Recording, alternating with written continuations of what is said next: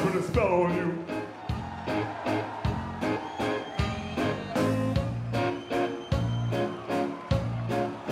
Cause you're mine.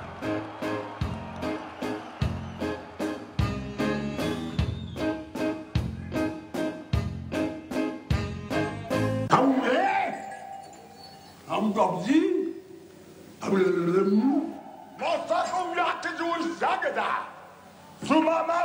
Mystery train. First time I ever heard it, I remember, was on a really small transistor radio, late at night in my room, and it really like haunted me. It just never, it's still haunting to me. Jim, oh, what a hell of a director and producer he turned out to be. He's a man of very few words. He's right to the point. He tells you what he has in mind. He says, you know, when I did Strangers in Paradise, he says, I put this Hungarian girl with this tape recorder to sing I Put a Spell on You all the time throughout the picture. It had a waltz tempo, which is a kind of Central European musical form, and yet it's like a strange, snarling R&B kind of blues side to it. And the idea of putting those two things together made it interesting for me, for the character in the film who comes from Hungary. She has, you know, some knowledge of American culture, but it's in the form of Screamin Jay Hawkins, which is kind of like outsider culture anyway. And then I realized Jay had no rights to the song, and so I had to pay a licensing fee to people that I knew that money never got to Jay. So that really bothered me, and then I thought, I gotta find him, I gotta find him himself and make sure he's okay with this song in the movie and that he gets paid. And I forget how I found him. I guess through maybe people at Squat Theater helped me. I can't quite remember, but we found him and he was living in a trailer in New Jersey and he had no phone. Ashes, ashes, ashes of a broken heart. You know, I made sure he got paid extra. Like, I already licensed the music, I had the rights to it, but he wasn't getting any money. So I made sure he got the equal amount of that money. And then later when the film made some money, I got him some more money at a certain point, and he never asked for it. You know, I just wanted to show him my respect for him. And it's funny though, because every time I saw, almost every time I talked to him, almost every time for years, he would say, you know, I owe you that money you loaned me. And I would always say, Jay, I've told you, it's not a loan, you know? That's for your work in the film or whatever. He was getting some respect again in the States, but, you know, he was always more appreciated in Europe. Even before I made Stranger Than Paradise, I was in a band for a while, and this one guy, yeah, and Philippe Van Hagen was a bass player in our band. He was French. And he knew everything by Screamin Jay. But other friends of mine in like punk scene in New York were not that familiar with Jay. So I think he was always more appreciated there. But that's true of most like sort of, I guess, like non-mainstream culture in America, or the, you know, the real shit is more appreciated elsewhere.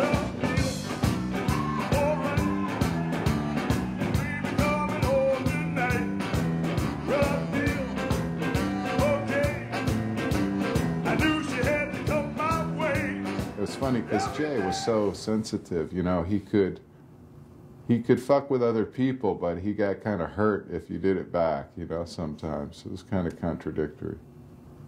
But that's because he was such really a sensitive man, you know, and really a tough, wow, what a strong man to go through all the shit that he went through, in just racially and how he grew up, and then in the music business, and being so incredibly talented and not ever getting treated with the dignity he really deserved, you know. I mean, he did by certain people, but to me he was like a national treasure, like really something so valuable in our culture. Suck it one time. Suck it, lollipop.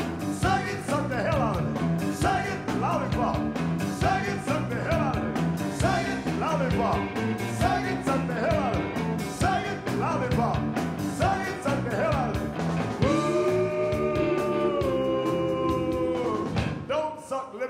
success. I was going with this crazy girl who had the nerve to tell me, I want you to take me out tonight. And I says, then where do you want to go? I want to go see a new singer that just started. I says, now, you know, I don't want you to see no other singer when I'm your man. She says, no, I can have you, but I just want to see this guy. I hear so much about him. She never mentioned his name. So I go with her. I'm sitting, I think I was the only man in that particular row, yeah. There was all girls up in front. And I'm sitting there looking. And she's sitting here.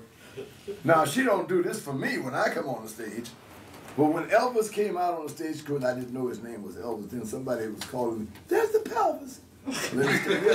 They was calling him the pelvis. And so she jumps and she's up in the chair and she's hollering and screaming. I said, sit down.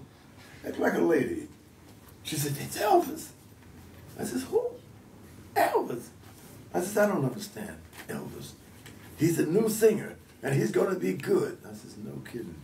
And you're going crazy about him. I says, okay. I hope he's worth all this. I said, I'll tell you what we'll do. When he comes off the stage, you and I will go back and meet him. Well, I don't think we can get backstage. I says, well, if there's any way it can be done, at Screamin Jay Hawkins, I'm gonna get back there. And sure enough, I didn't have a problem getting backstage. And I says, I don't know who you are, but my woman seems to find you amazing. And I don't. So, no, I had to be honest with him. I brought her back here to meet you, hoping that you'll give her some sort of autograph and act like you respect the fan. Because she's my woman. If you don't respect her, then I'm not going to respect you. Or you come back here saying you don't like me. I said, I don't know about you. And maybe I'll learn to like you, but I don't think so in the next 10 years. When we hit the Apollo Theater, there was everybody, like Bo Diddley was the first to say, you know, there's a white guy out there watching everybody dance. And he's stealing all our acts. So I'm saying, what's the problem? Some dude out there by the name of Elvis Presley. I said, oh yeah, I think I run into this man.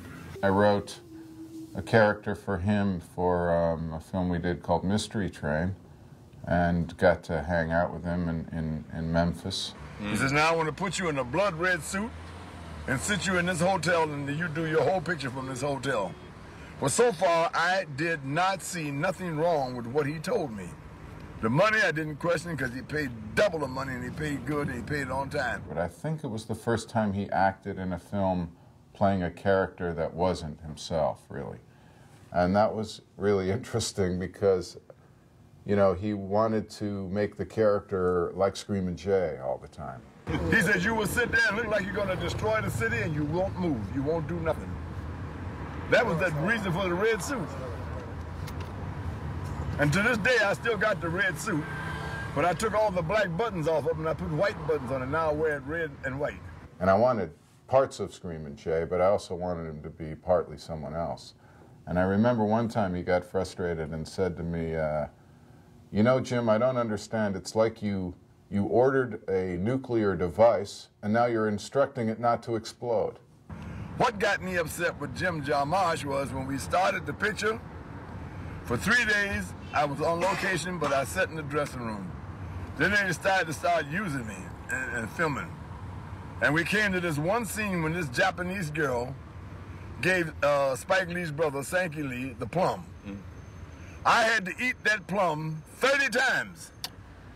1, 2, 3, 4, 5, 7, 8, 9, 10, 11, 12, 13, 14, 25, 30. And at the end of number 30, he decided the best shot to use in that picture was the #1 plum. I think in his memory he ate like 50 plums, when in fact it was probably like about 8, you know, but still. But when you're acting for the first time and you know, you're forced to do these things over and over again, it's pretty hard. So, but he used to tease me about that, but not in any real, like, he wasn't really angry, but he kept that memory, you know. I don't know, I guess in this business, you will meet strange people. In my case, I met Jim Jarmusch. He was strange, really strange, but I still like him, and I forgive him for the plums because I know he's doing it. I know he's doing his job, you know. But man, that hurt me. Look at that, another brother. He and Sankey Lee became pretty close while filming, and that was really kind of fun and funny because Sankey really liked him, and Jay would be really mean to Sankey a lot, but because he liked him, in a weird affectionate kind of twist, he would, you know, sort of fuck around with Sankey, like say, you know, Jim and I are having a rehearsal tonight, but he doesn't want you there. And then Sankey would be hurt, like, he doesn't? He didn't tell me that there even was a rehearsal. That's because he doesn't want you to know. He just wants to rehearse with me. And then Sankey would come, are you rehearsing with Jay tonight? I'm like, no. But he told me you were, you know, and then he'd go back, Jay, he's not rehearsing tonight. And Jay would, well, I'll call him up and make sure he is.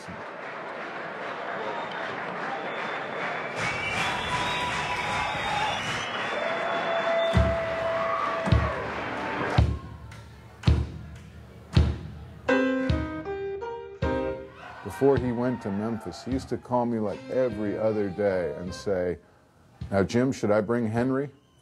And I would say, Jay, you should bring Henry, but Henry's not going to be in the film because it's not you. It's not Screamin Jay. It's you, this other guy. He said, okay, I understand, but should I bring Henry anyway? I was like, yeah, you can bring Henry. And then he'd call 2 days later and say, now, you told me not to bring Henry because Henry's not in the film. I'd say, well, you don't have to bring Henry if you don't want to bring Henry. You decide. But you said not to bring Henry. No, bring Henry. Then he'd call 3 days later. Now, you told me to bring Henry, but I'm not sure I want to bring Henry. So he had a lot of trauma about whether to bring Henry. And then he brought Henry, and I guess he scared some people on the airplane, you know, with the skull on a stick.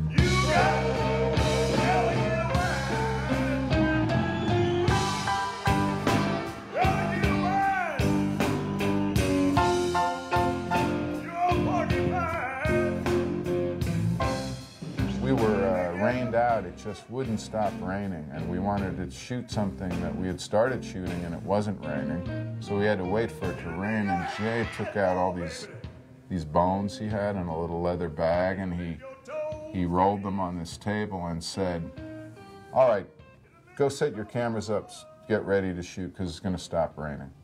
And we were like, come on, Jay, are you serious? He said, well, I'm half serious. Let's go see. And then like 5 minutes later, it stopped raining. It didn't rain again the whole time we shot there. So I'm never sure how much was that coincidence or was that really Jay. You know, I don't know. I would believe he had something to do with it. I'm not sure. But really like a very magical guy. For my baby, you've been gone too long. Waiting for my baby. You've been gone so long. I'm gone with nigga boom, chicken but the bio. I'm gone change your boogie. It's bad to be alone in Hong Kong.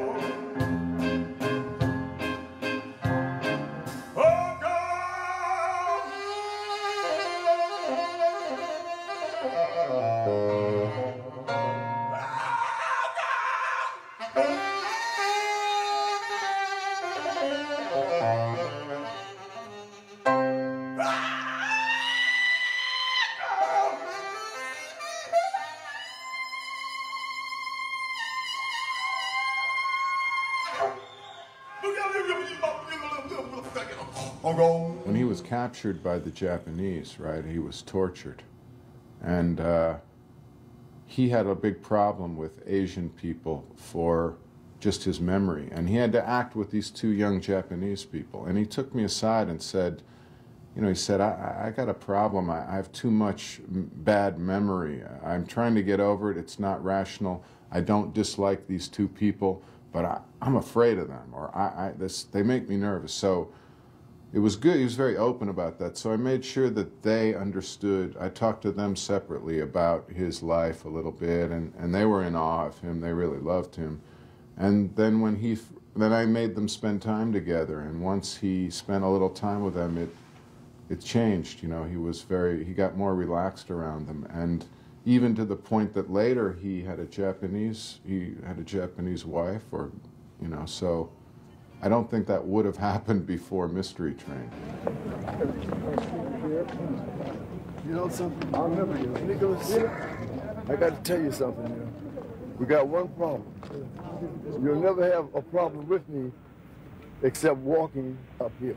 Oh. That's hard for me. It's hard for me to even walk up steps. You know, if I had to go up steps to get to heaven, I'd never get to heaven. I don't like steps.